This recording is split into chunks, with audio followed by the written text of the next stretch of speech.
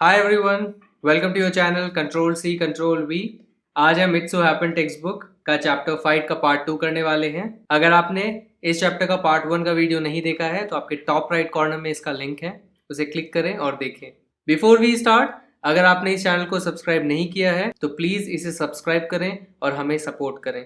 So part 1 में हमने देखा था कि रंजी और एक स्ट्रेंजर लड़का आया था, उन लोग दोनों के बीच में एक फाइट होती है एंड दोनों बहुत ज़्यादा थक जाते हैं at the end and they decide कि नेक्स्ट दिन आके भी वो झगड़ के इस चीज़ का फैसला करेंगे कि उस पूल पे हक किसका है।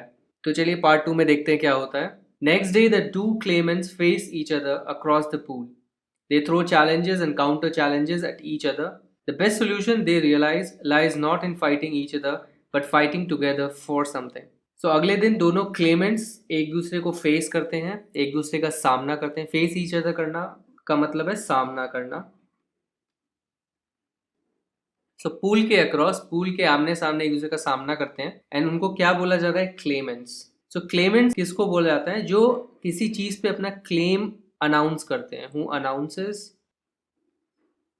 Claim on something. सो अगर कोई बोले ये चीज मेरी है, वो चीज मेरी है, सो इस तरह से जब कोई क्लेम करता है कि हाँ ये इस पे हक मेरा है तो उनको क्लेमेंट्स बोलते हैं। सो ऑब्वियसली यहाँ पे पूल के ऊपर वो दोनों क्लेम करने की कोशिश कर रहे हैं, so they are claimants for the pool. वो एक दूसरे के सामने चैलेंजेस थ्रो करते हैं, काउंटर चैलेंजेस थ्रो करते हैं। काउंटर चैलेंज मतलब चैलेंज के रिप्लाई में एक और challenge, so that is counter challenge. Best solution वो क्या रियलाइज करते हैं कि बेस्ट सोल्यूशन लड़ने में नहीं है बट साथ में किसी चीज के लिए लड़ने में है। सो आपस में लड़ने से अच्छा हम साथ में मिलकर किसी चीज के लिए लड़ें, वो ज्यादा अच्छा सोल्यूशन है। तो उनको लास्ट में ये समझ में आता है। सो लेट्स सी कि एक्चुअल में क्या होता है। When Ranji got home, he found it difficult to explain the cuts and bruises that showed on his face, leg, and arms. It was difficult to conceal the fact that he had been in an unusually violent fight, and his mother insisted on his staying at home for the rest of the day. So, जब रंजी घर वापस आया, उसे difficult हो रहा था, he found it difficult, उसे मुश्किल हो रही थी एक्सप्लेन करने के लिए कि उसको ये जो कट्स लगे हैं और जो ब्रूजेस लगे। सो कट्स जो कट लग जाते हैं आपके, एंड ब्रूजेस यानी घाव, घाव या खरोच। तो जब आपको खरोंचें लग जाती है तो उनको ब्रूजेस बोलते हैं। सो वो एक्सप्लेन नहीं कर पा रहा था कि उसे जो कट्स और ब्रूजेस लगे उसके फेस पे, लेग पे और उसके आर्म्स में। And it was difficult to conceal. Conceal का मतलब है छुपाना, इसका सिनोनिम है hide. It's a good word, I hope आप इसे अपनी वोकेबलरी में ज़रूर लेंगे, conceal. So it was difficult to conceal the fact. तो उस फैक्ट को छुपाना बहुत ही मुश्किल हो रहा था कि वो एक बहुत ही अनयूजुअल, असाधारण जिसे हमें बोलते हैं कि जो रोज़ नहीं होती है, तो उसके लिए अनयूजुअल था ये, कि बहुत ही अनयूजुअल वायलेंट फाइट जो झगड़ा हुआ था उसका। एंड इसे देख के उसकी मदर ने क्या इंसिस्ट किया, क्या बोला उसे कि वो घर पे रहे पूरे दिन के लिए, जो बचे कुछ दिन के लिए वो घर पे रहे। दैट इवनिंग दो he slipped out of the house and went to the bazaar, where he found comfort and solace in a bottle of vividly colored lemonade and a banana leaf full of hot sweet jalebis. But उस शाम को वो घर से निकल आया। तो slip out यानी बाहर निकलना, ये एक फ्रेजल वर्ब है स्लिप का। घर से वो बाहर निकल आया और कहाँ चला गया? बाजार। आप नोटिस करेंगे कि जो वर्ड बाजार है उसे इटैलिक्स में नहीं लिखा गया है, क्योंकि जब भी हम किसी लैंग्वेज का वर्ड विदाउट ट्रांसलेट किए एज इट इज़ यूज़ करते हैं, उसे इटैलिक्स में लिखना पड़ता है। जैसे कि यहाँ पे जलेबी लिखी गई है बट बाजार को नहीं लिखा है। इसका रीज़न ये है कि बाजार जो वर्ड है वो ऑलरेडी इंग्लिश डिक्शनरी में इंक्लूडेड है and it means the same. जो बाजार का मतलब होता है उसका मतलब यही है। सेम वर्ड हमारी हिंदी से जो है वो इंग्लिश डिक्शनरी में आ चुका है। इनफैक्ट ये वर्ड हिंदी का भी नहीं है, ये पर्शियन वर्ड है जो फिर फॉर एग्जांपल टर्की में इंक्लूड हुआ, टर्किश लैंग्वेज में। वहाँ पे भी एक ग्रैंड बाजार करके इस्तांबुल में एक बहुत फेमस बाजार है। एंड देन फाइनली ये जो है हिंदी में आया बिकॉज पर्शियंस का काफ़ी इन्फ्लुएंस है हिंदी में। पर्शियन, ये उर्दू, फॉर एग्जांपल उर्दू का इन्फ्लुएंस है। वो वर्ड फाइनली हम भी यूज़ करते हैं। This is actually a Persian word. ये इंक्लूड हो गया है इंग्लिश लैंग्वेज में भी, दैट्स वाई ये इटैलिक्स में नहीं है। वो बाजार चला गया जहां उसे क्या मिला? कंफर्ट मिला। He found comfort and solace. Solace का मतलब होता है again comfort in a time of sadness और डिस्ट्रेस। जब भी आप डिस्ट्रेस्ड हैं, परेशान हैं और या दुखी हैं, तो जब आपको उस समय कंफर्ट मिलता है तो आप बोलते हो सोलेस। सो फॉर एग्जांपल राहत जिसे बोलते हैं, राहत मिलना, सो उसके लिए हम वर्ड यूज़ करते हैं solace. So it's a good word, ये भी आप यूज़ कर सकते हैं डे टू डे वोकेबलरी में। एंड उसे कंफर्ट मिला बाजार में, और सोलेस कहाँ पे? In a bottle of vividly coloured lemonade and banana leaf full of hot sweet jalebis. So comfort और सोलेस उसे मिला विविडली कलर्ड नींबू पानी में, लेमोनेड का मतलब नींबू पानी होता है, और बनाना लीफ में भरे हुए स्वीट जलेबी से। सो उसने जलेबी खरीदी जो कि बनाना लीफ में उसे दी गई, एंड हॉट जलेबी और लेमनेड में उसे सोलेस मिला, राहत मिली। और लेमनेड के लिए क्या एडजेक्टिव यूज किया गया? It is vividly coloured. Vividly का मतलब होता है, जब आप विविड शब्द का इस्तेमाल कलर के लिए करते हैं, जैसे विविडली कलर्ड या विविड कलर्स, तो उसका मतलब होता है इंटेंसली डीप और ब्राइट कलर्स, या जिसको हम चटक बोलते हैं। सो चटक रंग वाला लेमनेड या नींबू पानी। He had just finished the lemonade when he saw his adversary coming down the road. तो उसने अभी अभी नींबू पानी खत्म किया था जब उसने क्या देखा? अपने एडवर्सरी को रोड से आते हुए। एडवर्सरी का मतलब आपने देखा था पिछले पार्ट में, इट मीन्स योर एनिमी या opponent.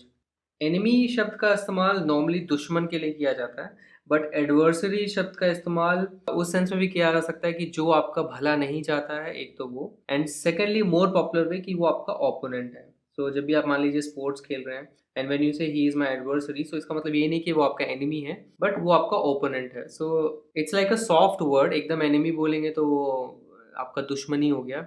So it's a softer word than enemy. So आप यू कैन चूज कि आपको किस सिचुएशन में क्या यूज़ करना है। तो अगर आपका किसी के साथ तनाव चल रहा है, किसी दोस्त के साथ, पर आपको दुश्मन नहीं है, तो you can say he has become my adversary. So ये बंदा डेफिनेटली वायलेंट था इसके प्रति, सो यू कैन से in this sense that he is his enemy. But या ये बहुत ही केयरफुल यूसेज किया है ऑथर ने भी, just to make you understand कि वो एक्चुअली में उसका एनिमी तो नहीं था, and will come to know, but हाँ उसका एडवर्सरी ज़रूर था। His first impulse was to turn away and look elsewhere. His second to throw the lemonade bottle at his enemy. So उसका पहला इम्पल्स क्या था? इम्पल्स यानी जब आपके अंदर एकदम से कुछ उत्तेजना आती है ना, एकदम से कुछ करने का आता है, एकदम गुस्से में आ गए आप, and then you want to do something, एकदम से कुछ करने का मन करता है, तो आप किसी को चाटा लगा देते हैं या कुछ बुरा भला कह देते हैं। So that's called impulse. एकदम से एक करंट दौड़ता है आपके अंदर, and you do something without सोचे समझे, सो उसको इम्पल्स बोलते हैं। इन अनदर वर्ड्स वी से सडन अर्ज, एकदम से जो अर्ज आती है आपकी, आवेग, शुद्ध हिंदी में अगर हम बोले तो आवेग। सो उसका इम्पल्स क्या था? पहला इम्पल्स ये था कि वो घूम जाए, उसके तरफ ना देखे और कहीं और देखे। एंड सेकेंड इम्पल्स ये था कि उसकी जो लेमनेड की नींबू पानी की जो बॉटल थी वो अपने एनिमी के तरफ फेंक दे। But he did neither of these things. Instead he stood his ground and scowled at his passing adversary, and the warrior said nothing either but scowled back with equal ferocity. So इस तरह का scene है, ये बैठ के जलेबियाँ खा रहा है, यहाँ पे उसकी लेमनेड की बॉटल है, एंड देन वो उसको आते हुए देखता है, उसके दो इंस्टिंक्ट्स आते हैं, इम्पल्सेस आते हैं, पर वो दोनों चीज़ें नहीं करते हैं। He does neither of these things. Instead क्या करता है? ही stood his ground. Stood one ground यानी कि भाग खड़े ना होना, अड़े रहना, जिसको हम बोलते हैं अड़े रहना। So that means stand one's ground.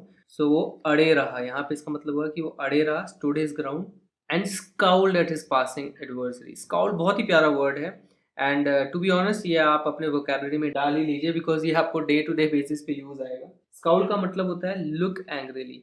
सो यहाँ पे हो जाएगा looked because it's past tense. So गुस्से से जब आप किसी को देखते हैं, so that means you are scowling at someone. And for example मान लीजिए आपने कुछ गड़बड़ की एंड आपकी मम्मी या पापा आपको एकदम गुस्से से देख रहे हैं, ये दिखाने के लिए कि देखो तुमने कुछ तो गड़बड़ की है और मैं खुश नहीं हूँ तुमसे, एंड यू डू दैट। आप भी ये करते हो, अपने दोस्तों को स्काउल करते हो। सो ये now when you have this word, अगर आपके पास ये वर्ड है, देन आप डे टू डे लैंग्वेज में भी यूज कर सकते हो, काफी अच्छा इंप्रेशन आएगा। So you can say why are you scowling at me, मेरे को ऐसे क्यों गुस्से से देख रहे हो तुम। So it's a good word, and बहुत कॉमन है, काफी कॉमन है, because it's a very usual expression. Day to day life में बहुत ही यूजुअल एक्सप्रेशन है ये। So you remember this word. मेरा ये सजेशन रहेगा कि आप इस वर्ड को याद रखें। सो उसने क्या किया, जो पासिंग एडवर्सरी यानी गुजरते हुए अपने उस ओपोनेंट को उसने स्काउल किया। और एंड द वॉरियर, वॉरियर वो जो लड़का था, उसने भी कुछ नहीं बोला। He said nothing either but scowled back, तो उसने भी गुस्से से वापस देखा विथ इक्वल फेरोसिटी। फेरोसिटी का मतलब होता है फियर्सनेस। फियर्सनेस मतलब उतनी ही सेम क्रूरता के साथ आप बोल दे, सेम क्रूरटी के साथ, या सेम उग्रता जो हम बोलते हैं वर्ड, सेम उग्रता के साथ। So same intensity, in other words अगर थोड़ा सिंप्लीफाइड में बोलूँ, with equal intensity, so you can से कि उसने सेम इंटेंसिटी के साथ उसे गुस्से से वापस देखा। The next day was as hot as the previous one. Ranji felt weak and lazy and not at all eager for a fight. His body was stiff and sore after the previous day's encounter, but he could not refuse the challenge. Not to turn up at the pool would be an acknowledgement of defeat. So अगला दिन पिछले दिन जैसा ही बहुत ही गर्म था, and Ranji कैसा feel कर रहा था, बहुत ही कमजोर फील कर रहा था। ही फेल्ट वीक, और आलसपन आ रहा था उसको, एंड बिल्कुल भी ईगर नहीं था। ईगर यानी बिल्कुल भी उसका मन नहीं था लड़ने का। उसकी बॉडी एकदम स्टिफ हो गई थी और सोर हो गई थी।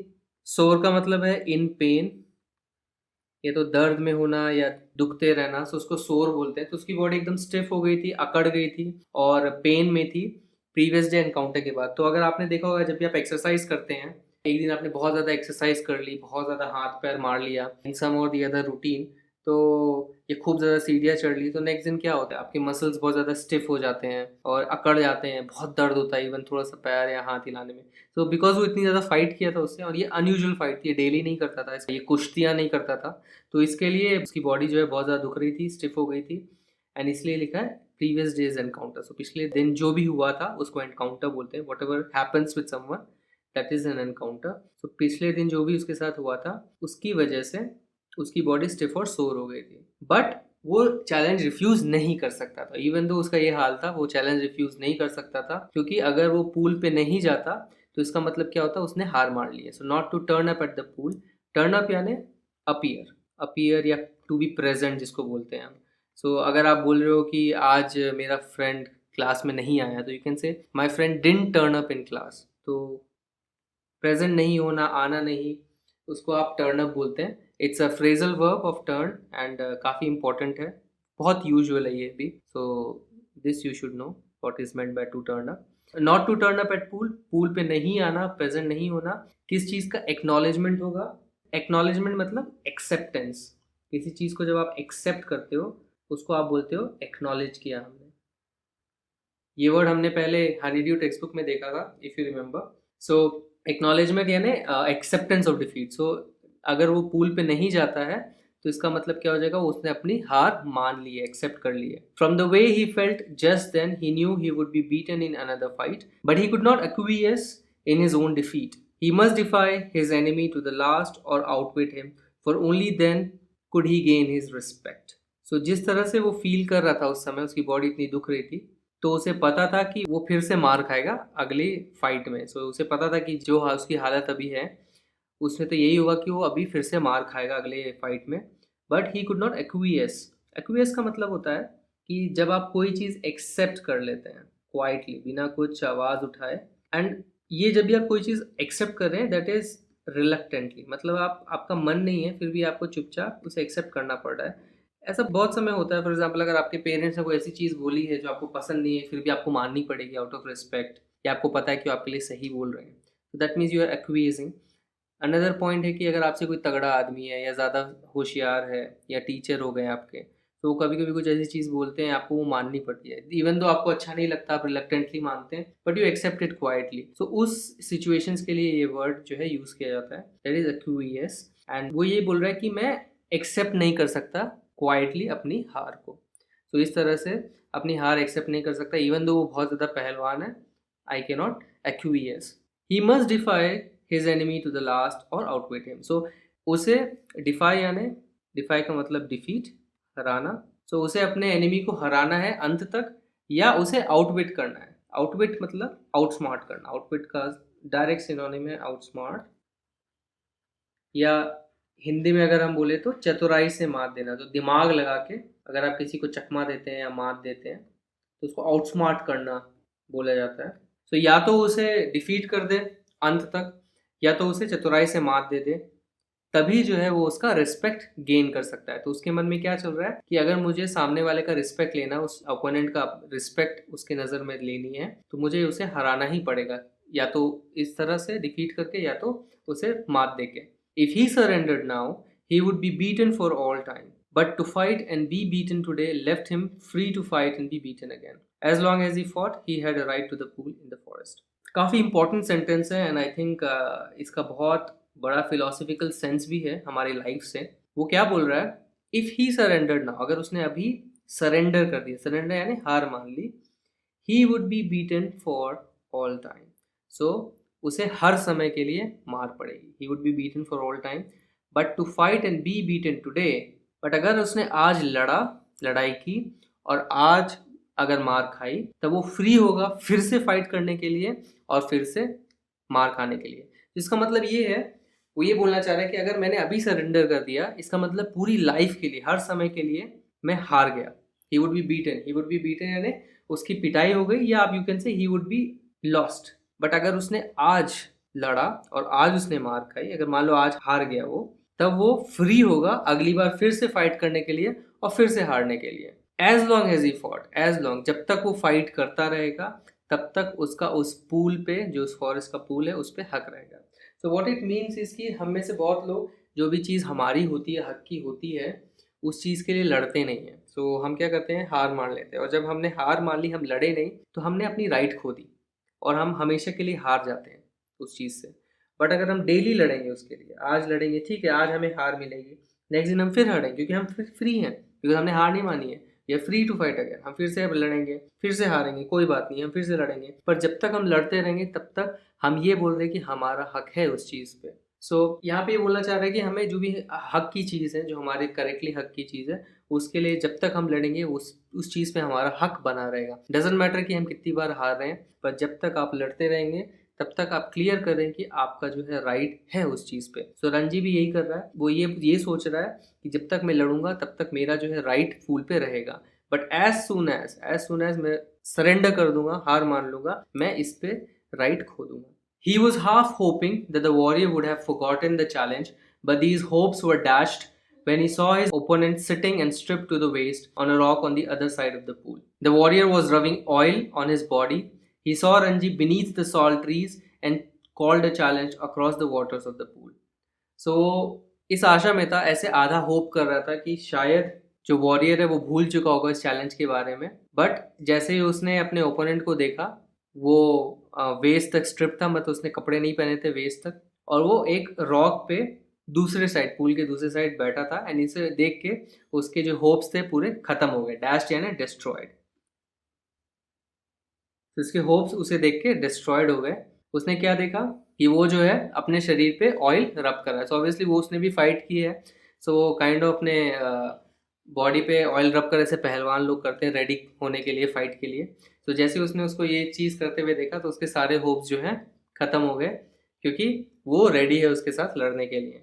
तो और जैसे ही उसने रंजी को देखा साल के पेड़ों के नीचे, तो उसने चिल्ला के उसे चैलेंज किया उस अपने साइड से, across the waters of the pool. So pool के उस साइड से उसने चैलेंज किया. Come over on this side and fight, he shouted. But Ranji was not going to submit to any conditions laid down by his opponent.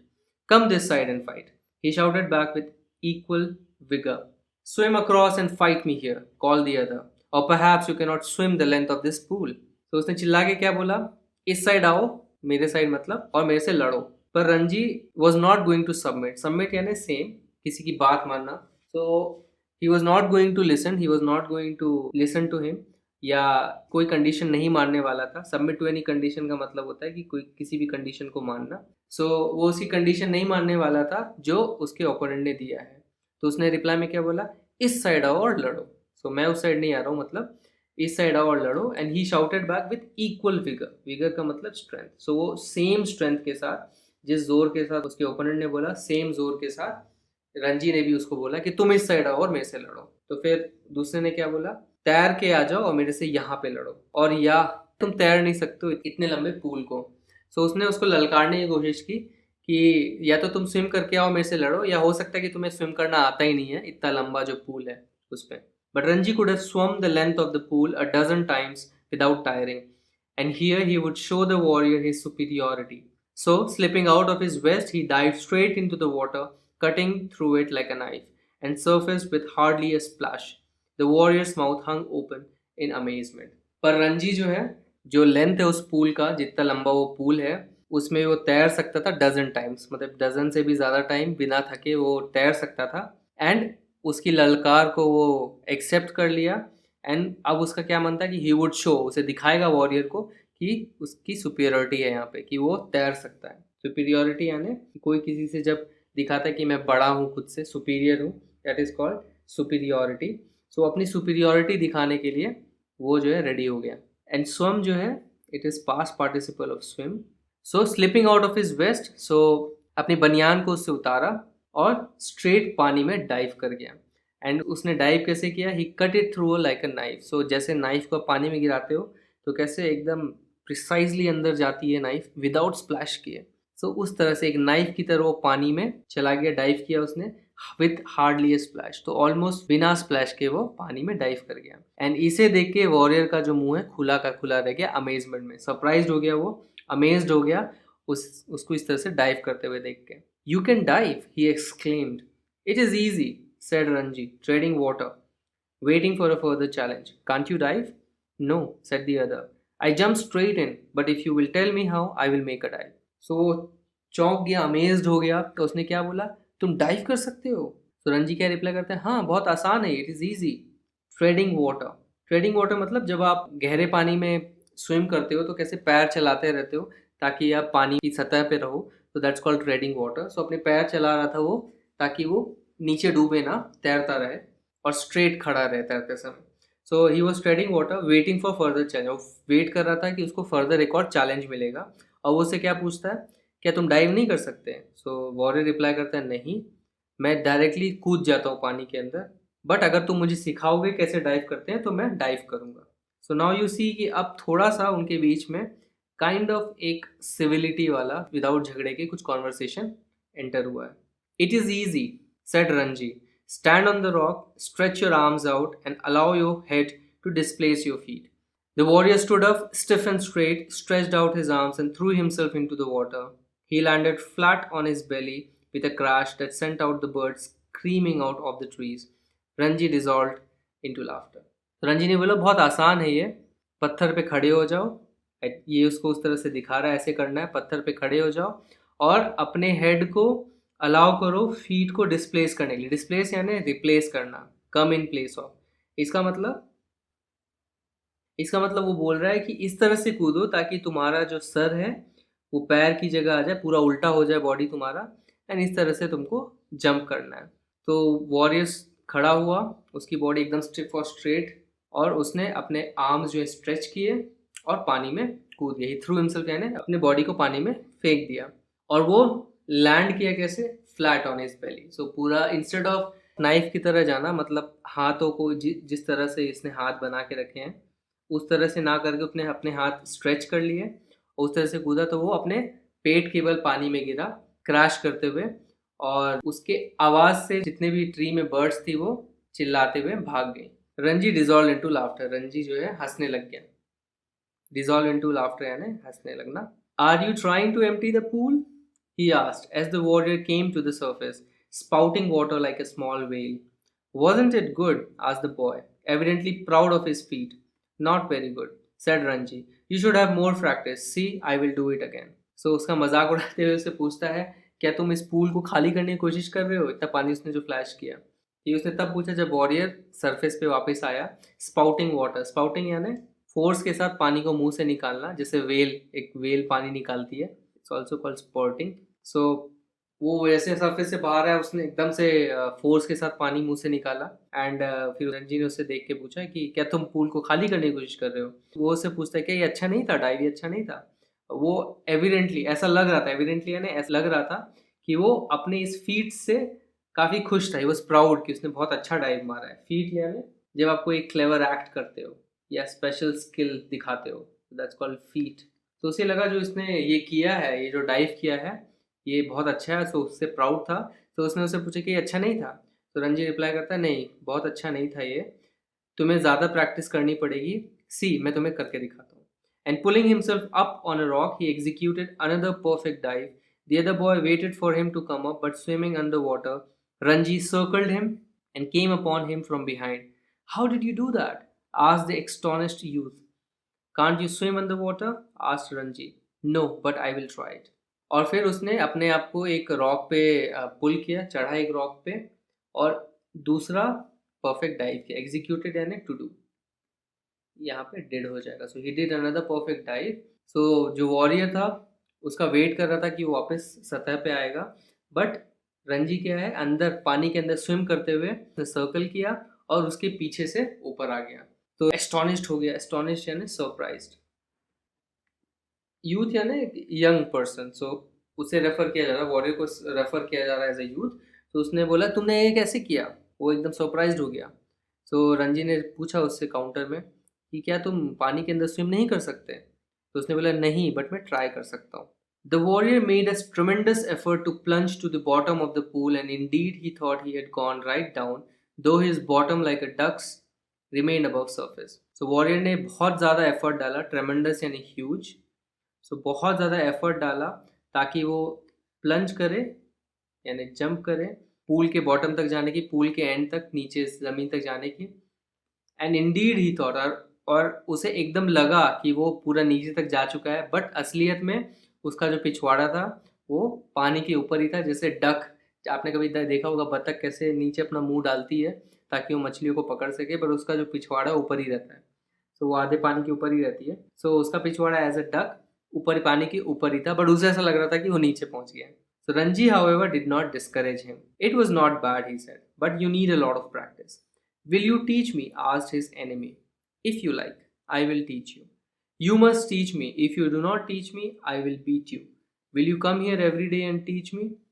If you like, said Ranji. They had pulled themselves out of the water and were sitting side by side on a smooth grey rock. ये देख के रंजी ने उसको discourage नहीं किया, उसकी हिम्मत नहीं तोड़ी। डिस्करेज यानी हिम्मत तोड़ना, उसकी हिम्मत नहीं तोड़ी। उसने क्या बोला, ठीक है बुरा नहीं था ये, बट तुम्हें और प्रैक्टिस चाहिए। तो वॉरियर ने पूछा क्या तुम मुझे सिखाओगे, विल यू टीच मी? तो रंजी ने रिप्लाई किया हाँ, अगर तुम चाहते हो तो मैं तुम्हें सिखा दूंगा। तो फिर उसने रिप्लाई में क्या बोला, यू मस्ट टीच मी, तुम्हें मुझे सिखाना पड़ेगा, अगर तुम मुझे नहीं सिखाओगे तो मैं तुम्हें पीटूंगा। Will you come here every day and teach me, क्या तुम रोज आओगे यहाँ पे मुझे सिखाने के लिए? तो रंजी ने बोला हाँ, अगर तुम चाहते हो तो मैं आऊँगा। They had pulled themselves out of the rock, out of the water. So उन्होंने अपने आप को पानी से बाहर निकाला एंड वो एक स्मूथ ग्रे रॉक पे साइड बाय साइड बैठ गए। My name is Suraj, said the warrior, what is yours? It is Ranji. I am strong, am I not? Asked Suraj, bending his arm so that a ball of muscle stood up, stretching the white of his flesh. You are strong, said Ranji. You are a real Pahalwan. One day I will be the world's champion wrestler, said Suraj, slapping his thigh, which shook with the impact of his hand. He looked critically at Ranji's hard, thin body. You are quite strong yourself, he conceded, but you are too bony. I know you people do not eat enough. You must come and have your food with me. I drink 1 seer of milk every day. We have got our own cow. So उसने अपना नाम बताया कि मेरा नाम सूरज है, तुम्हारा क्या है? So उसने बोला इट इज़ रंजी, मेरा नाम रंजी है। You can see the usage कि जब आप day to day common way में इंग्लिश में जब ऐसे अपने आप को इंट्रोड्यूस करते हो, आप ये नहीं बोलते हो कि मेरा नाम ये है। सो यू कैन से, जब आपसे पूछते हो what is your name, so you can से इट इज़ रंजी या इट इज़ दैट, व्हाटएवर जो भी आपका नाम है। So this is usual way of talking.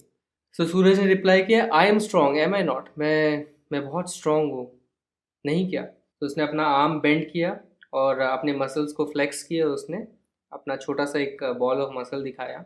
तो उसको देख के रंजी ने बोला यू आर स्ट्रॉन्ग, तुम बहुत तगड़े हो, तुम एक रियल पहलवान हो। सो पहलवान आप देख रहे हो कि इटैलिक्स में, दैट मीन्स हिंदी से डायरेक्टली वर्ड यूज़ किया गया, तुम एक रियल पहलवान हो, मतलब you are a real wrestler. फिर सूरज ने बोला कि एक दिन मैं वर्ल्ड का चैम्पियन रेसलर बनूंगा। और फिर उसने अपना हाथ जो है थाई में, अपनी जांघों में मारा और उसकी जो थाई है वो उसके हाथ के इम्पैक्ट से हिल गई। He looked critically at Ranji's hard thin body. So उसने बहुत ही क्रिटिकली रंजी के बॉडी को देखा, क्योंकि उसकी बॉडी जो है पूरी बोनी थी, मतलब सिर्फ हड्डियां थी उसकी बॉडी में, मसल्स नहीं दिख रहे थे। उसने उसको बोला कि तुम भी काफ़ी स्ट्रांग हो। ही कंसीडर, कंसीड करना मतलब एडमिट करना होता है, कोई चीज़ को मानना। सो कंसीडर्ड विल बी एडमिटेड। तो उसने एडमिट किया कि हाँ तुम भी काफ़ी स्ट्रांग हो, बट तुम बहुत ज़्यादा बोनी हो। सो बहुत ज़्यादा बोन्स है, मसल्स बहुत कम है तुम्हारे। एंड मुझे पता है कि तुम लोग बहुत कम खाते हो, तुम्हें मेरे साथ आना चाहिए और मेरे साथ खाना खाना चाहिए। मैं हर दिन 1 सेर ऑफ मिल्क पीता हूँ। 1 सेर है ना, 1 सेर, एक ओल्ड यूनिट है, 1 लीटर से थोड़ा कम होता है ये। सो ये मैं रोज़ 1 सेर दूध पीता हूँ। We have got our own cow, हमारी अपनी ही एक गाय है। Be my friend and I will make you a pahalwan like me. I know if you teach me to dive and swim under water I will make you a pahalwan. That is fair isn't it? तो उसने बोला तुम मेरे दोस्त बन जाओ and मैं तुम्हें अब मेरी तरह पहलवान बना दूंगा। फिर उसको एक आइडिया था, आई नो अगर तुम मुझे डाइव और पानी के अंदर स्विम करना सिखाओगे तो मैं तुम्हें पहलवान बना दूंगा। ये फेयर है कि नहीं?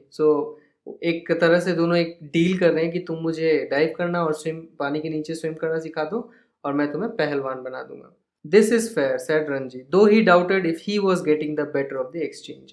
सो रंजी ने बोला कि हाँ ठीक है, ये फेयर है, ये सही है, बट वो डाउट कर रहा था कि इस एक्सचेंज में उससे ज़्यादा फायदा हो रहा है कि नहीं। Getting the better of the exchange यानी कि जो भी चीज़ आप एक्सचेंज कर रहे हो, एक के बदले कोई दूसरी चीज़ दे रहे हो, तो कि आपको ज़्यादा बेटर डील मिल रही है। मतलब अगर आपने कोई चीज़ दी है, सामने वाले में इन रिटर्न आपको कुछ दिया है, तो आपको बेटर डील मिली है कि नहीं।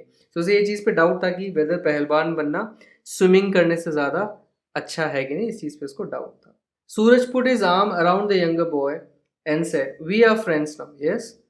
They looked at each other and with honest, unflinching eyes, and in that moment, love and understanding were born.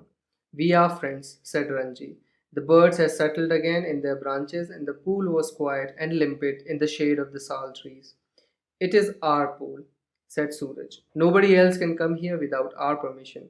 Who would dare?" said Ranji, smiling with the knowledge that he had won the day. तो सूरज ने अपना हाथ उसके जो छोटा बच्चा था रंजी उसके अराउंड रखा और क्या बोला, अब हम दोस्त हैं, हाँ। और उन दोनों ने एक दूसरे की तरफ ऑनेस्ट, ईमानदारी से, अनफ्लिंचिंग आइज, अनफ्लिंचिंग है ना, जो फ्लिंच ना कर रही हो। फ्लिंच करना मतलब जब आप डर से एकदम से हिलते हो। सो सडन मूवमेंट, एकदम से जब आप हिलते हो डर की वजह से, ड्यू टू फियर, उसको फ्लिंच करना बोलते हैं। अनफ्लिंच यानी फ्लिंच ना करना, एंड अनफ्लिंचिंग आइज मतलब आइज को जब आप बोल रहे हो अनफ्लिंचिंग है ना, डर से वो जब झपके ना। सो बिना डरे एकदम ऑनेस्टली वो एक दूसरे को देख रहे थे, एंड उस मोमेंट पे उनके बीच में क्या पैदा हो गया, एक प्यार और एक अंडरस्टैंडिंग, दोनों के बीच में प्यार और एक समझ जो है आ गई अब। तो रंजी ने क्या रिप्लाई दिया, हाँ वी आर फ्रेंड्स। बर्ड्स से सेटल अगेन, बर्ड्स वापस सेटल हो गए ब्रांचेस में। पूल एकदम शांत था, लिम्पिड था। लिम्पिड आपको याद होगा पिछले पार्ट से, लिम्पिड का मतलब होता है क्लियर, साल ट्री के शेड में। सूरज बोलता है अब it is our pool. So you imagine क्या ट्रांसफॉर्मेशन आया है। स्टार्टिंग में लड़ाई इस बात पे हुई थी कि सूरज बोल रहा था कि ये मेरा पूल है, बट अब उसने क्या बोला, ये हमारा पूल है। और अब वो क्या बोल रहा है कि यहाँ पे और कोई नहीं आ सकता हमारी परमिशन के बिना। हु वुड डेयर, किसकी हिम्मत होगी। Who would dare, Ranji reply करता है कि किसकी हिम्मत होगी। Smiling with the knowledge that he had won the day, और वो स्माइल कर रहा था ये जान के कि उसने ये दिन जीत लिया है। सो मॉरली काफ़ी अच्छी स्टोरी थी ये। यू कैन सी कि बिना लड़े उसने ये दिन अपना जीत लिया, एंड द रीज़न कि दोनों के बीच में ये जो समझौता हुआ इस बेसिस पे हुआ कि दोनों ने कुछ चीज़ें शेयर की आपस में। सो फाइनली कि हाँ ठीक है, तुम मुझे ये सिखा दो, मैं तुम्हें ये सिखा देता हूँ, और हम साथ साथ एक पूल यूज़ कर सकते हैं। तो रियल लाइफ में भी ऐसा ही होता है कि बहुत चीज़ें जो हम सोचते हैं कि हम पे हमारा इस पे हक है, एक्चुअली हम उसको शेयर कर सकते हैं। And one of the best examples जो मुझे डे टू डे लाइफ में दिखता है कि बहुत लोगों के पास बहुत अच्छे अच्छे प्यारे गार्डन होते हैं, एंड वो सिर्फ अपने पास रखते हैं, वो रेस्ट्रिक्ट कर देते हैं कि नहीं तुम इस गार्डन में मत आओ। एंड आई थिंक इस आपके टेक्स्ट बुक में एक चैप्टर भी था जायंट वाला, जो अपने बच्चों के साथ वो जो गार्डन शेयर नहीं कर रहा था for example. But if we share, अगर हम चीज़ें शेयर करें तो एक्चुअली खुशी बढ़ती है, एंड समटाइम्स इससे जो भी तनाव है वो दूर हो जाते हैं। तो शेयरिंग इज़ केयरिंग जिसे बोला जाता है। एंड इस पर्टिकुलर चैप्टर में आपको आई थिंक ये समझाने की भी कोशिश की जा रही है कि हर चीज़ का जो आंसर है वो लड़ना नहीं है, फाइट नहीं है। तो जैसे आप देखते हो आजकल वॉर्स होती रहती कंट्रीज़ के बीच में, so that is not the solution. इसीलिए वॉर के साथ साथ एक और चीज़ चलती है, आपने वर्ड सुना होगा, डिप्लोमेसी। तो डिप्लोमेसी का मतलब होता है कि जब दोनों के बीच में बातचीत करके हल निकाला जाता है, तो that is what is diplomacy. तो अभी उन्होंने एंड में यही किया है, इन्होंने डिप्लोमेसी की कि ठीक है लड़ते नहीं हैं, क्योंकि दोनों लड़ लड़ के दोनों की बॉडी ही एकदम थक गई थी। एंड बेटर ये होगा कि जो है हम आपस में समझौता कर लें कि ठीक है तुम्हारा भी फ़ायदा हो मेरा भी फ़ायदा हो, and then this is how we will share things. And इस स्टोरी को लिखा है रस्किन बॉन्ड ने। रस्किन बॉन्ड के बारे में मैं अगले वीडियो में आपको बताऊंगा, जिसमें मैं इस चैप्टर के एक्सरसाइजेस डिस्कस करूंगा। एंड चलिए अब इसके कॉम्प्रिहेंशन चेक्स के क्वेश्चंस करते हैं। What is it that Ranji finds difficult to explain at home? So Ranji को क्या डिफिकल्ट हो रहा था एक्सप्लेन करने के लिए घर पे? The cuts and bruises on Ranji's body as a result of the violent fight was difficult for him to explain at home.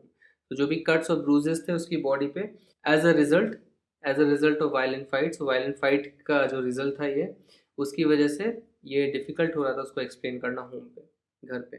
Ranji sees his adversary in the bazaar, what did he wish to do? So जब उसने अपने enemy को देखा, adversary को देखा बाजार में, तो उसका क्या मन किया? He wish to either turn away from him और throw a lemonade bottle at him. तो उसका दो इम्पल्सेस हैं उसको, पहला तो या तो घूम जाए उसकी तरफ से, या दूसरा लेमनेड बॉटल है उस पर फेंक दे। What does he actually do and why? But उसने एक्चुअली में क्या किया? He stood his ground and scowled at his adversary because it was not wise to start a fight at a bazaar. ये जो वाई क्वेश्चन है obviously इसमें आपको थोड़ा सा अपना दिमाग लगाना है, एग्जैक्टली आपके टेक्स्ट में नहीं दिया है, बट ऑब्वियसली उसने क्या किया था? ही स्टूड हिज ग्राउंड, और उसने एकदम गुस्से से देखा एडवर्सरी को। क्यों? बिकॉज ऑब्वियसली बाजार था वो, और वहाँ पे झगड़ना सही नहीं था, it is not wise, because वो मुसीबत में पड़ सकता था, कोई जाके कंप्लेन कर दे उसकी मम्मी को, etcetera etcetera. So it was not wise, ये सही नहीं होता उनका लड़ना वहाँ पे, that is why he didn't do it. Ranji is not at all eager for a second fight, why does he go back to the pool then? So Ranji बिल्कुल भी ईगर नहीं था दूसरे बार लड़ने के लिए, बट फिर भी वो पूल पे क्यों गया? तो उसने बहुत डिटेल में एक्सप्लेन किया था, उसके दिमाग में जो चल रहा था कि अगर वो पूल पे नहीं जाएगा तो उसका मतलब क्या होगा? उसने अपनी डिफीट जो है एक्सेप्ट कर ली है। So Ranji was not at all eager for a second fight, but he still goes back to the pool because not turning up. Not turning up, मैंने आपको बताया था turn up करना यानी to be present. So not turning up यानी absent होना. If he didn't turn up, it would be an acknowledgement of defeat. वो क्या होगा? Acceptance होगा defeat का, and he could not accept this. And ये उसको accept नहीं कर सकता था. Who was the better swimmer? How do you know it? So better swimmer कौन था? Obviously we know Ranji was the better swimmer. He could dive into water without much splash, while his adversary couldn't. Ranji could also swim underwater, but the other boy couldn't. So Ranji बहुत अच्छा dive कर सकता था और spot पानी के नीचे swim कर सकता था, बट उसका जो एडवर्सरी था वो नहीं कर पाता था, इसलिए वो बेटर स्विमर था। What surprises the warrior? Warrior को किस चीज़ से सरप्राइज हो गया वो?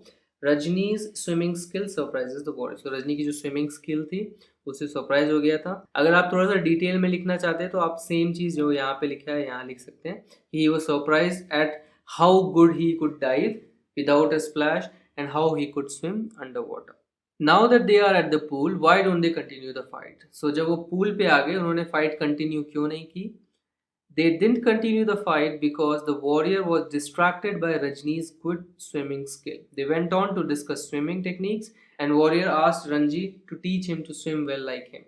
So उन्होंने फाइट इसलिए कंटिन्यू नहीं की क्योंकि वॉरियर क्या किस चीज़ से डिस्ट्रैक्ट हो गया। डिस्ट्रैक्ट कहने उसका दिमाग हट गया किस चीज़ से? रजनी की अच्छी स्विमिंग स्किल देख। एंड फिर वो क्या करने लगे? वो स्विमिंग टेक्निक्स डिस्कस करने लग गया, डाइविंग और अंडर वाटर स्विम करने के बारे में। एंड फिर वॉरियर ने उससे क्या पूछा? क्या तुम मुझे स्विम करना अपनी तरह सिखाओगे? सो दैट इज वाई उन्होंने फाइट नहीं की, बिकॉज वो भूल ही गए फाइट के बारे में। फाइनली उनका पूरा फोकस कहाँ चला गया? स्विमिंग के ऊपर। Rajni's superiority over the other boy is obvious in the following. So Rajni की जो सुपीरियोरिटी थी, मतलब रजनी जिस चीज़ में उससे ज़्यादा अच्छा था, सो वो क्या क्या चीज़ें थी? फिजिकल स्ट्रेंथ नहीं, क्योंकि वो पहलवान था। गुड डाइविंग, यस वो अच्छा डाइवर था। His being a fighter, no. Sense of humour, no. Swimming under water, yes वो अंडर वाटर स्विम कर सकता था, ये उसकी सुपीरियोरिटी थी, बहुत ही ऑब्वियस भी था ये। Making a good point, no वो अच्छा पॉइंट नहीं रख पाता था। See making a good point का मतलब ये होता है कि जब आप अच्छे से समझौता कर सकते हो, तो रजनी के पास वो स्किल नहीं थी। आई वुड रादर से कि वॉरियर के पास वो स्किल थी, बिकॉज वो एकदम से कंडीशंस रख पा रहा था। देखो तो मुझे नहीं सिखाओगे तो तुम्हें मार पड़ेगी, या नेक्स्ट टाइम उसने बोला अच्छा तुम मुझे सिखा दो मैं तुम्हें पहलवान बना दूंगा। तो that's like you are making a good point, अच्छे पॉइंट्स रख रहे हो ताकि आप समझौता कर सको, सेंसिबल चीज़ें बोल सको। बट ये थोड़ा सा इनोसेंट था, भोला था। बट हाँ उसमें क्या थी? Willingness to help. तो उसकी अच्छी क्वालिटी क्या थी? कि वो बहुत ज़्यादा हेल्प करने के लिए रेडी रहता था, इवन दो दोनों के बीच में हीटेड डिस्कशंस था। जब उसने पूछा क्या तुम मुझे दिखाओगे कैसे कर रहे हो तुम, तो उसने बिल्कुल भी ना नुकुर नहीं किया, बिल्कुल भी नखरा नहीं किया। What according to you makes the two adversaries turn into good friends in a matter of minutes? Explain it as you have understood it. So आपके द्वारा ये आपको बताना है कि आपके अकॉर्डिंग ये जो दो एडवर्सरीज हैं वो इन अ मैटर ऑफ मिनट्स, एकदम मिनट में अच्छे दोस्त कैसे बन गए, आपको एक्सप्लेन करना है जैसे आपको समझ में आया। सो ऑब्वियसली इस पर्टिकुलर क्वेश्चन में आपको क्या समझ में आया है इस पर्टिकुलर स्टोरी से, वो आपको काइंड ऑफ लिखना है। So just as a hint मैं आपको बताता हूँ, sharing and cooperation makes two adversaries turn into a good friends in a matter of minutes. So sharing और कोऑपरेशन, कोऑपरेशन यानी साथ में कोऑपरेट करके काम करना, शेयरिंग यानी आपस में चीज़ें बांटना। सो इन दो चीज़ों से कोई भी दो एडवर्सरीज अच्छे दोस्त बन सकते हैं। We should be open to make adjustments for one another and ready to accept a compromise so that both benefit from the exchange.